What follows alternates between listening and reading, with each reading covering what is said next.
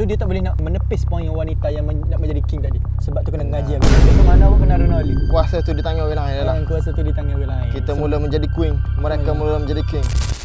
Okay, podcast tanpa studio. Podcast tanpa studio. Tak tapi tak jaga. Ada seorang komen. Okay. Sorry lah lupa lelaki ni tak boleh cakap tak direct. Lembab dia kata. Emosi, faham-fahamkan lah. Logik ke kalau aku pukul rata semua lelaki. Habis tu takkan aku nak salahkan Sultan pula sebab lelaki ni lah. Oh ya dia. Tak salahkan bapak kau sekali. Bapak kau tak ajar.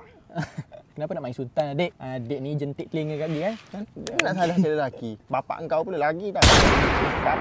Bapak engkau tu lelaki. Tak nak salahkan bapak engkau. Boyfriend kau? Skandal kau? Kalau kau ada suami kau? Mana tadi? Lelaki tu lelaki. lelaki. Bapak engkau aku ulang lagi. Bapak engkau. Kata adik lelaki tu kena cakap direct sebab dia lembab. Yang nak lagi jenis lelaki emosi ataupun mu nak relatekan lelaki yang panas baran maybe. Mungkin mu nak relatekan benda tu. Lelaki panas baran disebabkan wanita. Kenapa aku bagi statement macam tu? Sebab mu tak boleh berunding kadang-kadang. Mu tak boleh nak cool down. Duduk meja bincang. Nah, mu nak bila ai cakap macam ni dia kena dengar. Ai ni. Maksudnya hak ni point ni juga. Dia komen ni juga aku sokong sebab ni dia kata lelaki ni lembab. Sebenarnya orang jati dia bukan lembab. Dia tak nak baloh. Dia bukan tak pahal apa meroyak. Dia pahal je.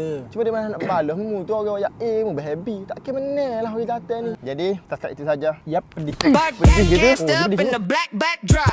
Podcast tanpa studio. Tak tapi tak jaga.